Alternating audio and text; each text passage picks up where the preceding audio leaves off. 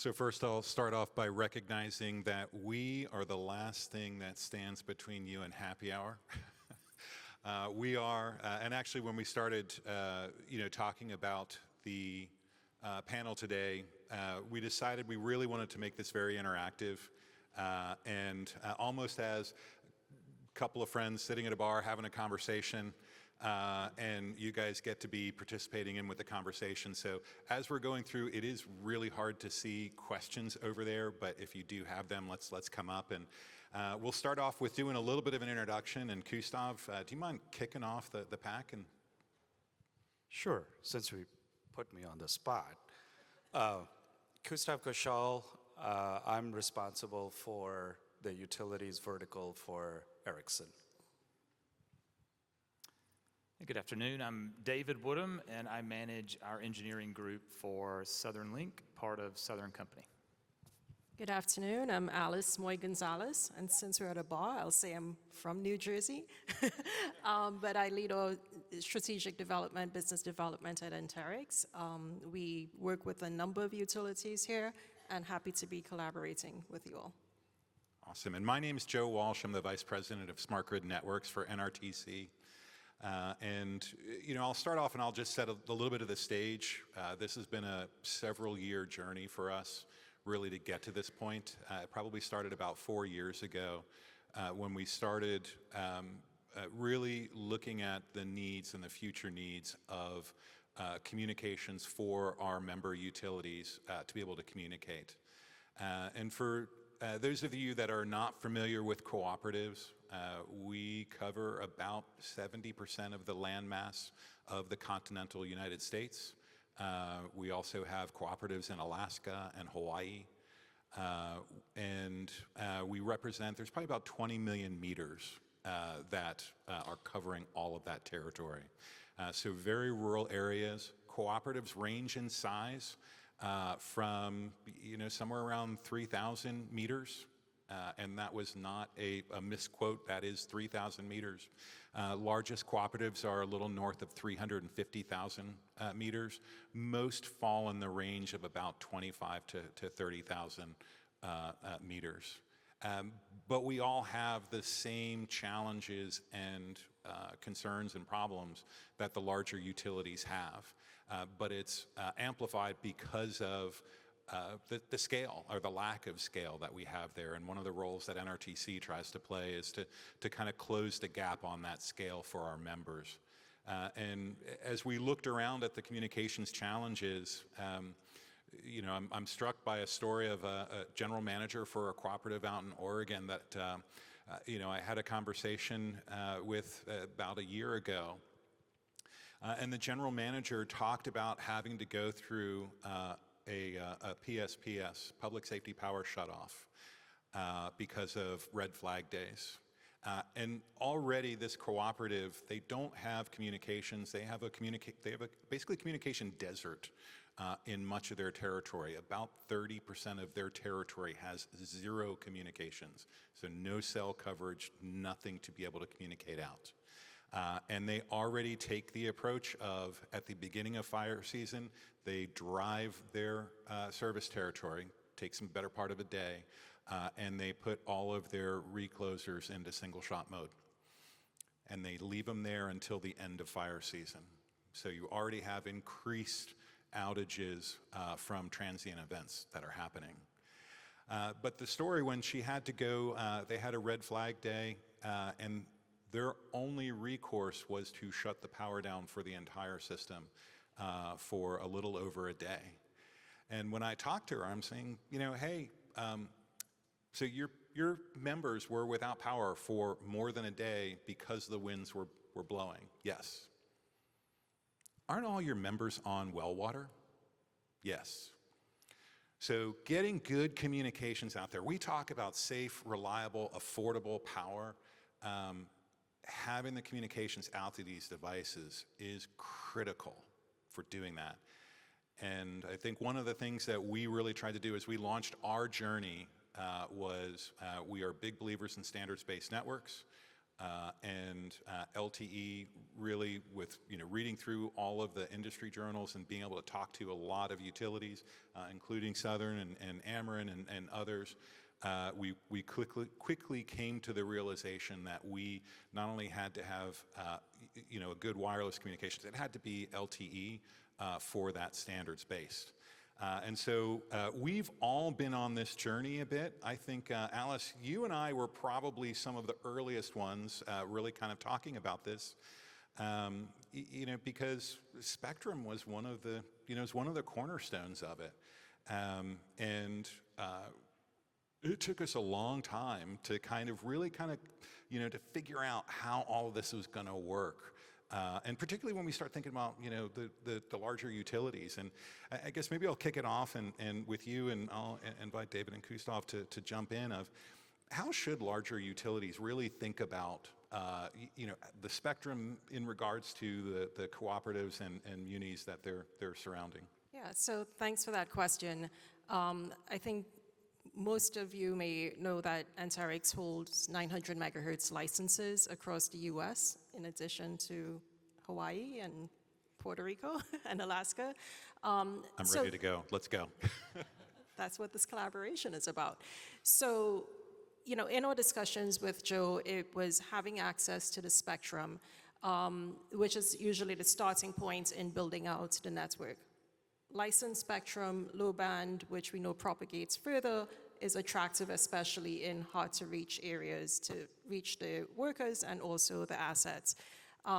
So in some cases, you only have co-ops, and that's a straightforward process.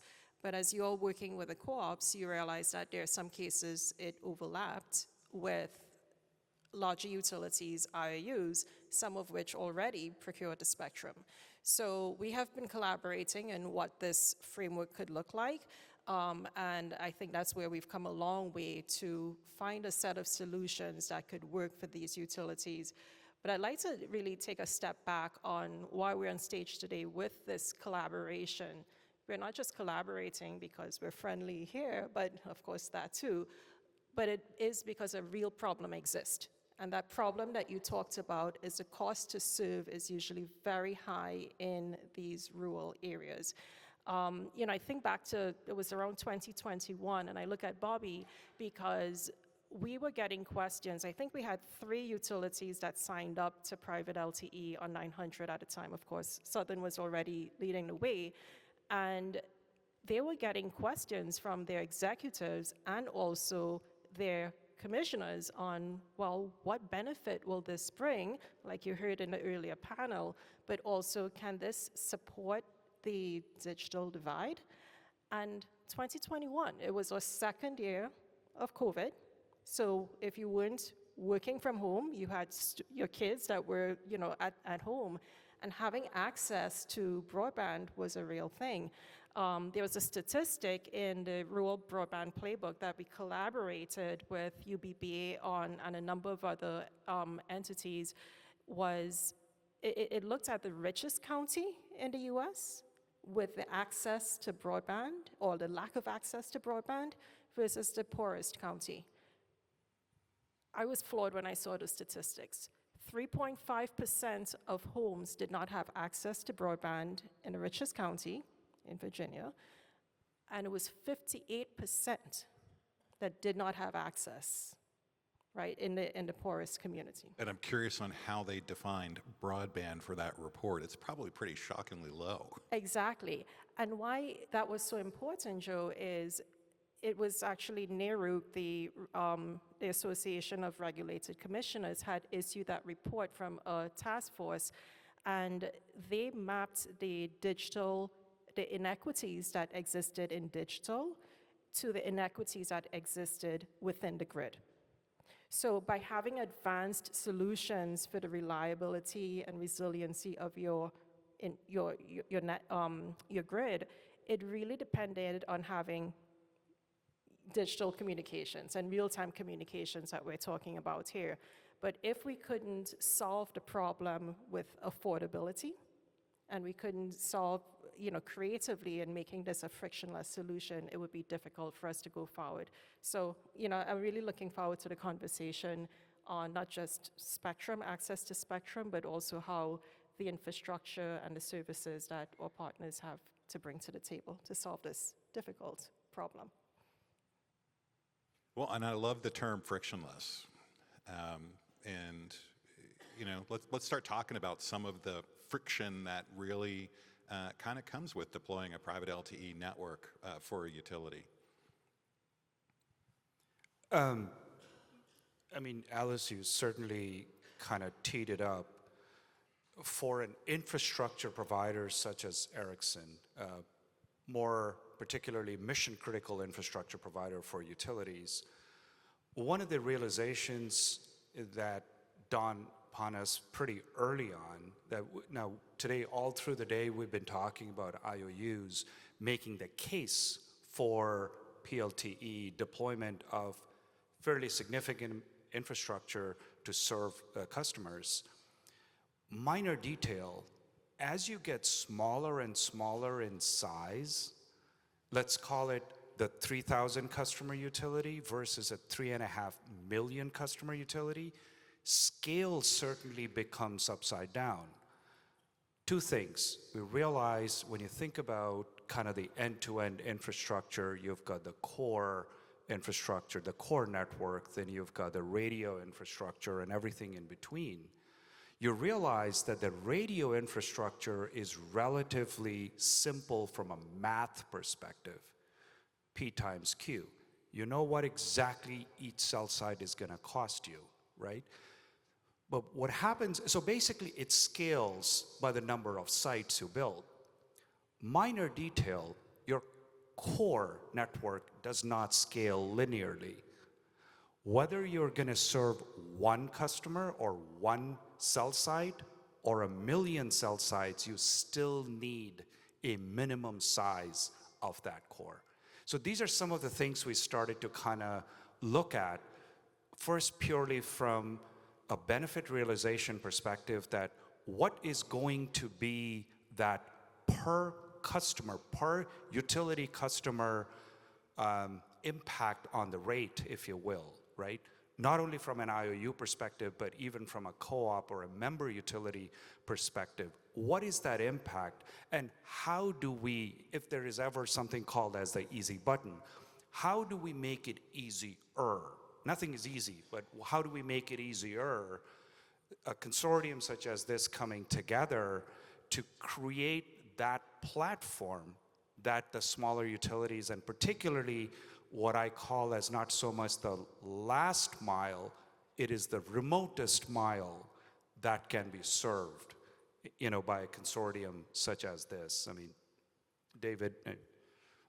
Yeah, Koustuv and Joe, I think that's where it gets really interesting and where SoLinc feels that we bring a bit of experience to the team and the partnership also. So, SoLinc has been operating an LTE network for many, many years, so really dating back to 2014, 2015 timeframe. And so we feel like we bring a lot of experience there from a carrier perspective, operating what we think of as this Swiss Army knife of networks. It's really good at doing a lot of things, but it can be complex if you don't know what you're doing, how to run the network, how to operate the network, and what to look for.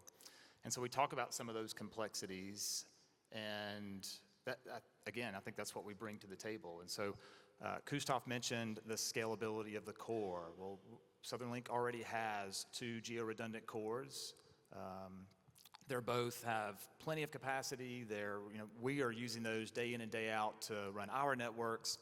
And one of the things we'd like to bring to the table is to be able to help other utilities by leveraging these cores that we already have. So one of those complexities we think we can help solve.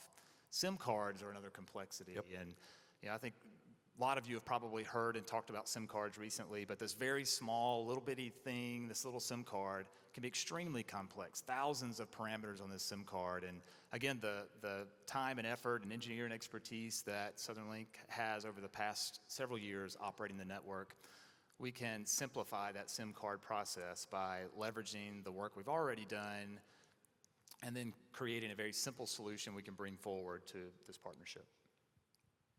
And so that's, some great points there. So we'll talk about reducing the friction.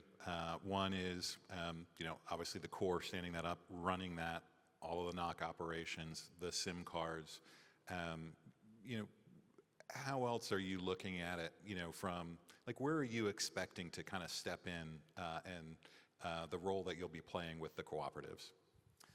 Yeah, I think we would really like to get there from the beginning. Koustuv said it, the RAN sites, the cooperatives running and owning their own RAN sites, that is we see as a relatively straightforward process. Certainly some complexities there, but nothing that can't be overcome. And it really it should fit into their normal everyday business model, things they're familiar with. So we would like to engage in the very early process and help them with the design of the network from soup to nuts. And so what are you really going to use this network for? What are the use cases? Because that's going to drive how you design the network, what level of resiliency and redundancy you build into the network. And we want to be there really for the whole way on the engineering side up front. And then once the network is constructed and you have RAN sites and you have devices you're beginning to deploy, that's where our operational expertise really comes in, and we feel like we can help continue to operate the network long term and ensure that you have a very robust and reliable LTE network that you can call your own. Awesome. And I think one of the things that, with that SIM card that also, from the cooperative standpoint, which I think will be a little unique, maybe not as unique as I think it's going to be, is that we may not deploy out the entire territory with private LTE. We may just focus on that 40% of the communications desert and then rely on roaming relationships for the coverage that's already there to cover the rest. And I think that's one of the things that we've been able to kind of, press the easy button. It helps make it affordable, for cooperatives. It helps them hit their use case needs. And you hit the nail on the head. We got to figure out, okay, let's start documenting out what the use cases are. We spend a lot of time working with our members, thinking through what those use cases are that are going to be important. What's the value? While we're not thinking about it from a value, from a business case for a private LTE, we're thinking about it from the use case. But like that last panel said, the gentleman said, private LTEs, that's the foundational technology. I don't get anything from it, but I need it in order to be able to get something from all of those other use cases. So I think that's going to be really good. And I think the other great thing, and I think Alice, you and I have spent a lot of time thinking about that collaboration with the IOUs. Early in our conversation, I lovingly gave it the term "my Missouri problem," in that, hey, look, Ameren licensed half of Missouri, Evergy licensed the other half. I got a couple dozen cooperatives in Missouri. Now what? How is the reaction, and how have you felt like our evolution on that? Kind of talk about that. Yeah. I would say a big part of it is education. Explaining what the problem is that you are trying to solve for, and also, identifying is there a benefit in that integration or that collaboration as we work together with some of the IUs that have already made plans to build out their networks. Is there a way that they could extend capacity to your co-op members? And also, a big thing that has to be considered, if any parts of the network is shared, how does security come into play? So putting those pieces together doesn't just take one person in a room. Like, for example, we're working with EPRI. I don't think Matt spoke about it, but there is a project where looking at security on the network is important, but also security on a shared network. What does that look like? Still giving you the same level of reliability and resiliency like SoLinc has running in their network. So that collaboration is key. The other part of what will make it a frictionless experience, as David spoke about SIM cards, right? How do they get access to SIMs, and easy approach there. We've been putting a lot of effort to within our ecosystem. And why, right? While you have chipsets, devices, SIM cards, infrastructure, you also have the OT applications, the use cases that is part of that network. So the momentum, and which is, I feel, really, really exciting, that the larger utilities are already embarking on, and we have to all be responsive to have the end applications work seamlessly on the private networks creates the opportunity now to identify how do we, also help the smaller utilities benefit from that. And I think about, I'm not a sports person, but we're here in Chiefs territory. And with the NFL, right, a lot of rules are developed, and then that gets trickled down to my son's high school team, right? So the muscle memory that's being built at a broader level, at a national level, I think could benefit the smaller utilities significantly. And I'll also just do a shout out for, the folks at Ameren.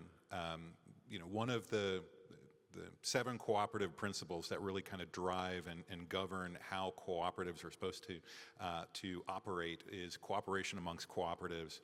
And I will say that they have been fantastic, starting out with just sharing information with the industry and with us, and the co-ops, but really now we're starting to engage with understanding where each side needs to build sites for coverage, how we're going to interoperate with those, how we maintain that security that you talked about. And I think one of the great things was a couple weeks ago, they hosted a day where we brought in a number of the cooperatives to really go through that. We were all, had representatives there, and really kind of sitting down, kind of talking through some of the nuts and bolts of how that works out. Benefit is, look, from the cooperative side, we get better networks at a lower cost. From Ameren's side, I think, if we were to ask them, they would say, hey, we're extending our network coverage without having to, expend some of that effort. So again, at a lower cost, and we'll get better capabilities across the board. But then I think the other nice thing is that, hey, through our work, and this really started with the work that we were doing with Anterix of defining out, how does that roaming, how does that RAN sharing work, all of those kind of things. We're hoping that this is going to be a template for utilities to really kind of cooperate and to be able to share the infrastructure. So, David, I know we talked a lot about that in terms of, some of the mutual aid. How do you see, do you think this is going to impact how IOUs interact with IOUs? And I think utilities have traditionally always worked and shared information very openly and worked very well together. I think this is another great example of an opportunity for utilities to do that. And whether it's across IOU to IOU, IOU to muni, IOU to a co-op, whoever it is, another great example of utilities working together to bring a great solution for the greater benefit of the end customer. And so coordinating things like spectrum and where a site goes and how they work together to ensure that the overall larger picture system works like it's supposed to provide the service that we expect. Fantastic example of utility collaboration. Sure, can I jump in to ask Koustuv a question? Please. So we've been talking to some other utilities where if you break it down between technology, governance, legal, operational concerns, you put those all in buckets. If you could figure that out, would be key. But with respect to sharing, some of the things we're hearing is the technology itself exists, and that should not be the biggest obstacle. I'd love to get your perspective on that. Yeah, here is one example for the case of core being shared. It's not as if you are literally transferring that piece of the asset to another utility. You're just sharing excess capacity, let's say. That's one case in point. Very easy one, right? In case of RAN infrastructure, can it be done? In theory, yes. From a technology perspective, nothing prevents you from doing that, as long as you stick to the tenets of why you're going to do that and how you can create that firewall, if you will, that air gap between your part of that RAN infrastructure and my part of the RAN infrastructure. Security is clearly, you've heard of, whether it's the executive team sitting here, whether other members of the IOU community sitting here all day and talk about it, security is absolutely number one. If you can create that ring fence around the security aspect, yes, that sharing certainly works. Now, is it easier in the co-op space versus in the IOU space? I would say yes. There is more reason and flexibility. You would be able to create that environment in the rural co-op space. I mean, if you think about sort of the overall value chain, right, of the mission critical private network space, you look at the four of us sitting on the stage. What is the first thing that you need in a network? I need the pathway for the data to transfer. You come in. You're providing that spectrum as that pathway, okay? You need that core infrastructure, which is, I don't have to put in the massive amounts of capital dollars to consume of that core, if you will, because it is being shared amongst many. The infrastructure player comes in to provide that hard infrastructure on the ground, the thing on the stick, right? But somebody's got to stitch it together. That's where Joe comes in, right? And so this then becomes that common platform. It's not just pure technology, but who becomes that tailor that comes in to stitch it all together so that that co-op, who may have limited budget, limited department size, capability, capacity, if you will, they don't have to go to the four of us to sort of do this all together. We as a consortium can come and do it. You know, whether it's infrastructure sharing, whether it's services, whatever the case may be. And so, kind of my point of view. And I think that's one of the key things with about 850 co-ops across the country. We already talked about the landmass. We were having a conversation earlier about one of the co-ops that literally is about 4.5 hours drive from 3 different airports. That was the easiest way to get there. David, you didn't volunteer to go visit that one. I didn't, but we have somebody I'll volunteer. Okay, there you go. But that is, that does highlight some of the challenges that we're going to have in that not only do we have a good broad swath of co-ops, but they're also a little bit different, each one of them. I hate the expression, but it's true. When you've met one co-op, you've met one co-op. And I think with our kind of collaboration, we've also figured out some, the flexibility in terms of the RF design, the construction. We're set to do everything, I think, end to end, but we also know that there may be some components that if a co-op is working with somebody already and they're certified, we'll kind of move through that. I guess, does that cause any kind of challenges, any concerns, or, are you guys already used to working with so many different partners? From a SoLinc perspective, we work with lots of different partners of all different sizes. And again, let me go back first and just go back to my Swiss Army knife example of an LTE network. I think it's another great example that LTE is the right solution no matter the topography or the demographic or the population, if it's rural, if it's hilly, if it's flat, if it's over water. It's a great solution and can be designed to meet the needs for that specific example. But no, I don't see any issues, Joe, working with whether it's 2 sites here or 200 sites here. I believe this is a great solution for anything from both extremes to everything in between. And I think the opportunity here, as Koustuv had indicated, is working with you and NRTC, knowing the co-op market the most, right? I think it's very much similar use cases that you're talking about, like PSPS, DA, EV charging, all of that is existing, but you have unique challenges. So bringing that insights back to this team is important. That allows us to put our heads together and then ask, how do we solve for it? So if we get past the technology issues, the security issues, ensuring that every entity, if you do share the network, have adequate capacity on your network, there's also the ability to pay for it from an affordability standpoint.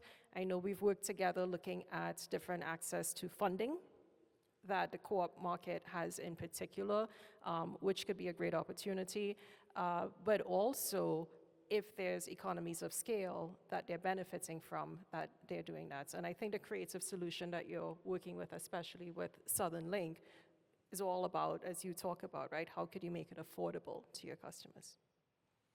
As long as it has the three letters 3GPP stamped on it, we're good.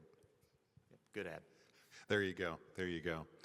One of the parts that overtly we don't talk about in our collaboration kind of conversations, announcements, and things like that, but I think particularly the three of you all have big roles in are really around devices in the ecosystem. And I talk about from one of the advantages of having all the chipsets, the modules, and all like that from billions of devices readily available. If I'm making a sensor, if I'm making a generator, if I'm making a whatever, and I'm going to put communications in it, the first one I'm going to go through is I'm going to start looking at LTE. But, kind of talk, and I don't know if we want to go down the line, but just how do you guys see the ecosystem and talk a little bit, because you each are doing some great things in that area. We'll kick it off with you. All right, I'll go first. And maybe I'm looking for Mr. Steve Ryan out there, but who leads our ecosystem program. It started with 37 members. Now there are over 115 members as part of that ecosystem. It starts with the chipset that goes into the devices itself, the infrastructure partners, service providers, and others. But the idea is thinking about end-to-end what's important to integrate your private LTE network. And from the point in time you invest in spectrum, that's not the end. That's just the beginning. So how do you accelerate time to value in, not just having the telecom system up, but integrating to the OT applications? So I know that we're, giving some examples with a startup kit. Can you bring this forward to integrate your OT applications even in sooner to educate other members within the organization? We've seen as a real need, even within the bigger utilities, and hopefully some of those opportunities then also gets extended to the co-op members that you're working with. Devices are a huge issue. I mean, you said it. We have a group dedicated to nothing but fixed wireless devices that go on the LTE network. Brian Lee runs that organization for us, and we also have over 100 devices that we have gone through and personally certified to ensure they attach correctly, they detach correctly, all the different things that need to happen on an LTE network, just from a network standpoint, to make sure that they're working properly. And so, to your point, it's not just about, does this device support the application that I'm trying to run, but it's also, will this device interact with the LTE network, the private LTE network that I'm running as it's supposed to?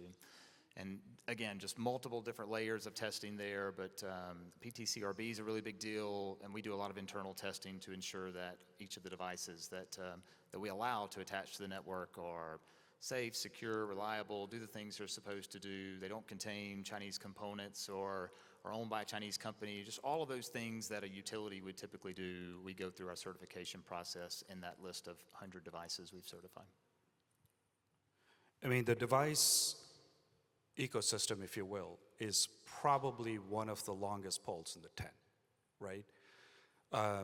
We're working obviously with a lot of utilities that are represented here in the audience, and this is one of the things we see consistently, that as the network starts to get built out, you build the network out, then you suddenly realize, oh crap, what devices do I roll out? Because they're either not 3GPP compliant or they're just not compliant for the network itself. So we ourselves have and continue to make significant investments in that area. We're device agnostic from that perspective, okay? And both in case of use case testing and device, even at a chipset level testing. And I don't know if Michelle is sitting here from CTIA. CTIA recently announced a major program for industry agnostic device testing, and they will certify the devices specifically for this purpose, so that the utilities are not burdened or overburdened by doing their own testing. This is completely, no bias whatsoever. And this is a service that an industry trade organization such as CTIA is offering today. And as I said, I mean, a simple case of recently there's been a lot of talk about fallen conductor, okay? How do we test, how do we de-energize a line before it hits the ground is the sort of the case. And we're looking at several types of PMUs, if you will, both on the transmission side as well as on the distribution side. How do we intelligently deploy the PMU? We will not deploy the PMUs, but test the PMU and the algorithm within an LTE network to then have the budget to de-energize that line before it hits the ground. It's just a case, these are kinds of the use cases we're looking at that is very, very relevant to the industry. And there are hundreds and thousands of such use cases coming out almost on a daily basis. I mean, Charles was talking about earlier in the Evergy executive fireside chat as well, what is the future of the use cases that we want to look at? And those are kinds of the things that, because the device ecosystem then has to align to those use cases as well. And it's kind of funny you mentioned the testing the falling conductor, and that's one of the things that I've been really curious about, because I have to imagine there's really not a lot of utilities that would like you to go out and start snapping things to see if it works. I'm having a hard time seeing if there are any questions over there. If there are, shout out or whatever. But what I'll do is I'll ask you guys, have you been getting questions from folks, about the announcement after we made it? Like, what are people asking you? I mean, I can start. We certainly have. I think, I know Bobby and I sit on the advisory committee at Distributech as well. Clarion, as an organization, reached out to us and said, hey, what the heck does this mean? What is the big picture that this announcement actually means? We have received several inquiries from the likes of Fierce and a lot of other trade publications as well, because they want to understand, and this actually made the financial news also in some of the ones we picked up, as to what does this mean for the greater good of mankind, kind of. What was your answer? Very good. Yeah, we've certainly gotten questions. I think the big question for us is, what is it? Is it bigger than a bread box? Explain to me what this really is, how I can use it and leverage this partnership for my needs. Your cores are in the southeast and I'm in the northwest. Is this something that can still work? Does geography and distance between where I want to deploy my private network and SoLinc, your cores, does that cause problems? So lots of just logistical types of questions we've begun to field. But yeah, lots of good, insightful type questions. And one of the first set of questions we got was, tell us more about the relationship. And I think Koustuv's question really summed it up, that your relationship with the co-ops is key because you know them best. So each of us working with you to find a simplified solution that's affordable is going to be important. The other part is, how do the larger utilities benefit from this? And we had a lot of those discussions today to talk through it along with the community benefits. So some utilities have asked for help in describing what it meant to their utility executives.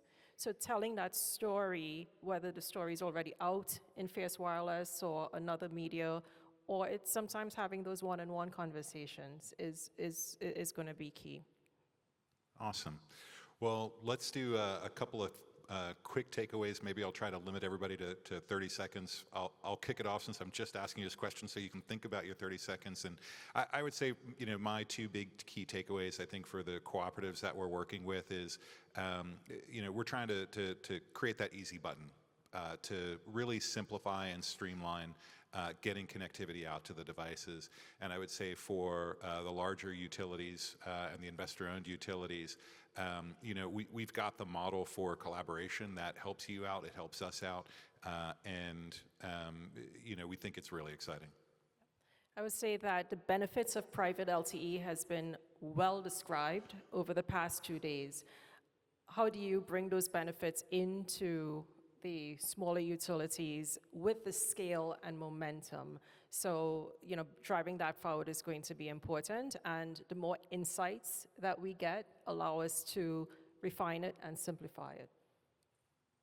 Yeah, I'd say spectrum certainly is a big deal, not to be overlooked, that there are great solutions and part of this partnership that can help you overcome that hurdle. And then SoLinc and its partnerships with its vendors can also help make a relatively complex network and simplify that for you in your deployment.